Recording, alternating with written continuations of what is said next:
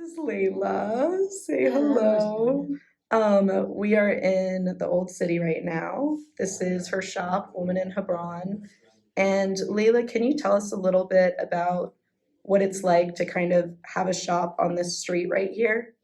Yeah, it's not easy to be a woman on the street because I'm the only female, and between all of them, they are men, the shopkeepers. It's not easy for these people to believe women that she can come and share the business Mm-hmm. with them. It's very hard, but I'm strong enough to do it, and I still did it since 2007. Mm-hmm. Until now, Alhamdulillah, I hope I have long time to be here Mm-hmm. because we opening at the beginning to do business, but later I found we have to talk about our situation. Yeah. We have to encourage more people to come here. Mm-hmm. Then they can see a lot of stuff here, what's going on. Our land is taken since 1948, and they followed us and they took the land in 1967. Yeah. I mean, they cut Palestine to what they said it's Israeli state and Palestinian state, but it's not true because we don't have land to build our state. We don't have borders. It's full of settlement. Mm-hmm. It's full of army. How we can have build our state? It's not. It's impossible to do that. Mm-hmm. And again, I want people to come and to see by their eyes and to listen to the people. We never eaten people before, and Mm-hmm. I think we have. I'm sure we have the right to be in our land, and people they have to stand with the right. I never told them you have to stand with us, but really again you have to stand with the right. Moved to Hebron. It's in I think it's 1975, Mm-hmm. and there is a house. It's called Bet Hadassah. They lived there, but they used to do shopping with the Palestinian. Mm-hmm. We don't have any problems with Mm-hmm. them. We never against them again because they are Jewish. Mm-hmm. But when they grow up Mm-hmm. and they came the Zionists to Hebron because they don't believe to share, Mm-hmm. they don't believe even to live together. They are aggressive, more aggressive. Mm-hmm. If you want to forget little time, 1 minute about the occupation, they remind you you are under occupation. They came to your side, they destroyed your stuff, they talk badly to you, they can spit in your face, they can do whatever they want.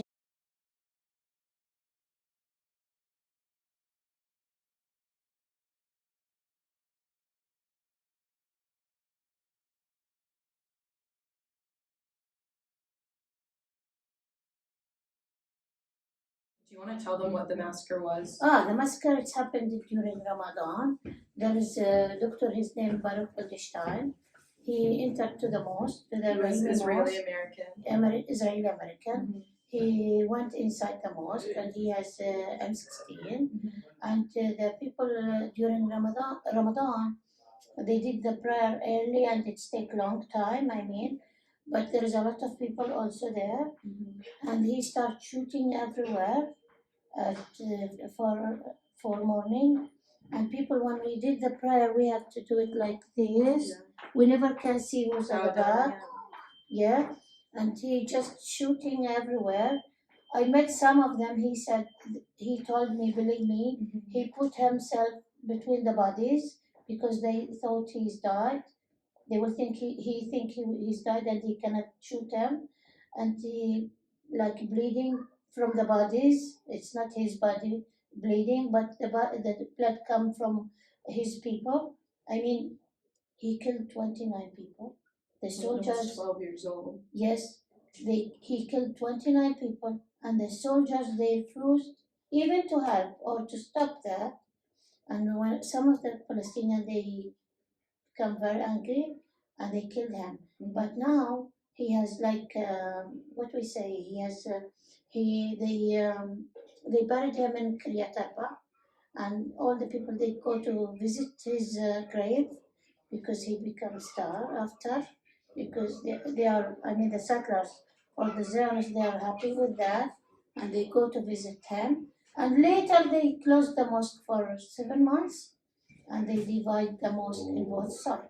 Yeah. So this Ibrahim Mosque is also known as Caves of the Patriarchs in Christianity and Judaism, and it used to Abraham be. is the father for He's the everyone. father, yeah, for all of these For, religions. It's where yes, Abraham, Isaac, Jacob, they're all Sarah. buried there. Yes, Sarah. Yes. Good morning. Good morning. And it used to not be split the way it is now. Now you have to go through checkpoints, which is a whole other thing. Yeah. And now it's split. There's a Jewish side and a Muslim side. But before, anyone could enter. And like Layla was saying during Ramadan, when the Muslim people were praying, someone came in. There's supposed to be soldiers outside guarding, and Yes. he came in with a huge gun and opened fire. There were over 100 people injured, 29 If he is died. Palestinian, they can kill him from outside, but Yeah. he's a settler and they know what he's want to do, and they let him go inside and kill These the people people. were just trying to pray of all Yes. different ages, and he killed them. And like Layla was saying, which is so just, I didn't know this until I came here, his grave is like public, and settlers will go and they will pray at his grave. Yes, they go and pray for his They grave. make a pilgrimage to it. Yes. Like, but He that, become hero after yeah. after the massacre. And even though the city was already like split and there were settlers before the massacre and things were already happening, after that massacre happened, they put the city on lockdown for 2 months, right? 7 months. 7 months for the mosque, yeah. Yes. And then after that, they started to close down a lot of streets in that area, like Shahada Street. Yeah, they took things Shahada like that. Street, and we have 101 kilometer between us and between Shahada Street, because from here we are very close to Shahada Street. Mhm. Just 1 second we can go there.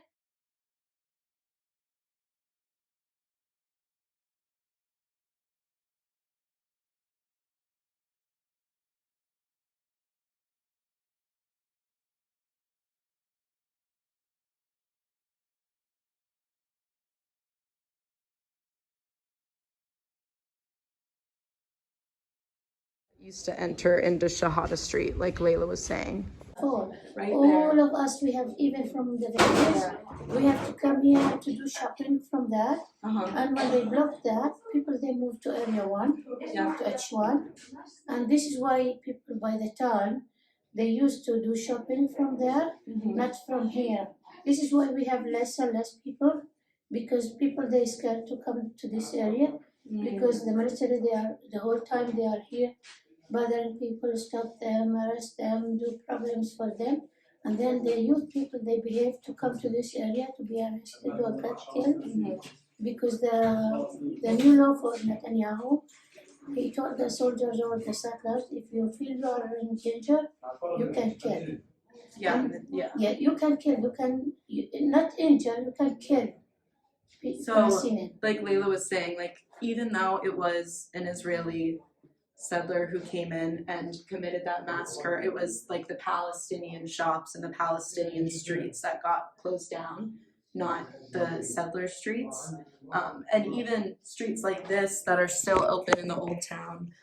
They said that this was H2, which is an Israeli zone, even though it's Palestinian shops. So that affects the business that people like Layla get, because now a lot of Palestinians don't really want to walk on the street anymore, because this is an H2 area. And an H2 area means that it's automatically more dangerous for a Palestinian, because if they do anything wrong, A lot of soldier people can. got killed here in Yes. this area. A lot of people. Yes, yeah.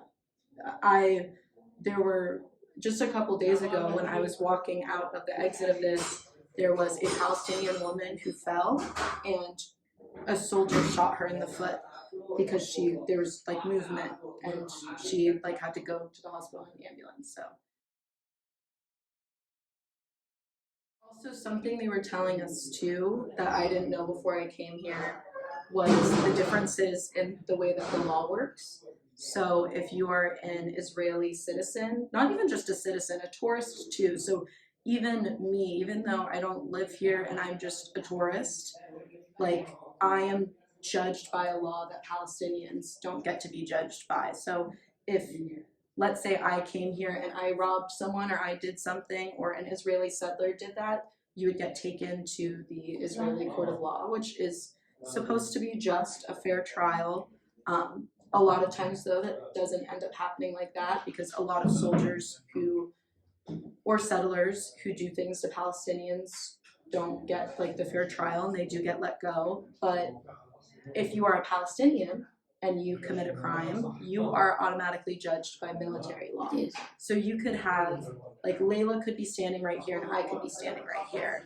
And let's say I slapped her in the face and she slapped me in the face, which would never happen, but and it was just a slap, right? I would probably get like taken in for questioning, probably not even arrested if it was just a slap, right? Because it's a slap.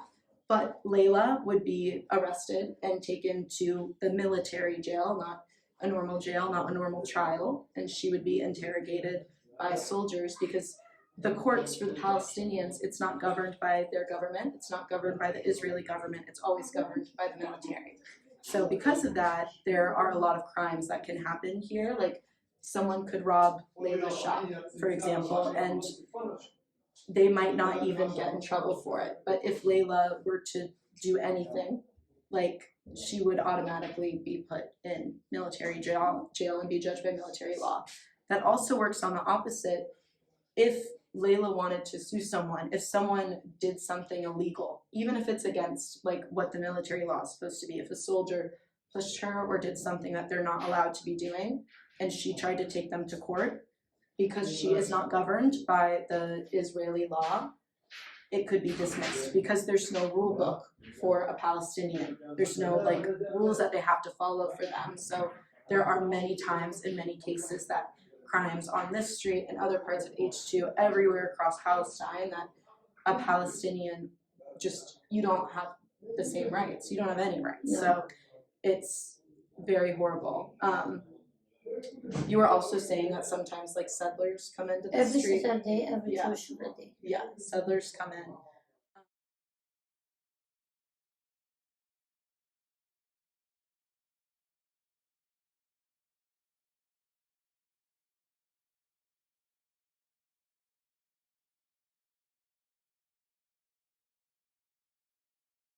Can you talk about what happened with your son?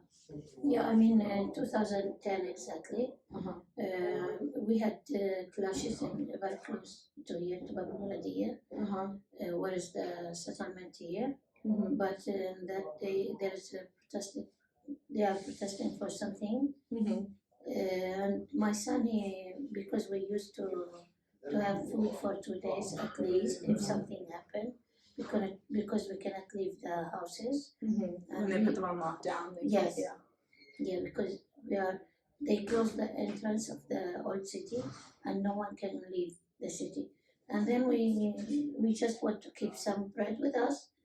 And I told my husband, you have to go and buy the bread. But my husband, he was very lazy. He sent my son. And my son, he went to buy the bread. He was 14, right? Yeah, he's 14. between 14 and 15 exactly. Not finished, yeah, 15. But when he went there, they took him away. And Soldiers. the soldiers. And some of the boys, they came and they told me they already arrested your son. I couldn't believe. So the soldiers didn't even go to Laila. They arrested the son. Yeah. Yes. And when I went there, I found my son. He's with them. And I told them, why you arrested my son? He told me by throwing stones. I told him, no, you are lying. He never do something like that. But you know, if he did it, it's normal because we are under occupation. You have to understand that. They didn't listen to me. They took him away and they imprisoned him for 2 months and a half. 2 months and a half for a 14-year-old. And I have to pay 1,000 to release him because he has to stay 1 month more instead of the 1,000 because you can pay for the time. Each month it's cost you 1,000. So you have to, when someone goes to jail, you have to pay $1,000 a month for them to be in jail. Yeah, I mean, even the U.S. they paid for the prisoners, for the Israeli, for the prisoners instead of staying in the prison for each person. But we have to pay for the food. We have to pay for if people they are taking cigarettes. We have to pay for that, for clothes, for everything. You have to pay. But I mean, I went to the court 7 times during the 2 months and a half, and the last time it's make me crazy, very crazy, because they told me we want to release them today, but they didn't do that. They let him stay 3 days more, and when he came to the house, believe me, I cannot know my son. I cannot recognize he's my son because his face changed, his hair very long, and he's like the shoes what he wears like street boy. Believe me. They took his shoes, or Yes, they took everything from him. They give him very dirty clothes, and he was little. He cannot do the washing machine or something. He cannot wash his clothes. He's too young. And but later I have to send him to stay with my daughter, and usually he cannot come even to visit me during when I'm staying here, living here. He wasn't allowed to come. He's allowed to come, but he behaved to come again to the area because he will be arrested. Because they imprison him one time, and if they open the computer, you are like in blacklist for them, and they can arrest you again. Wow.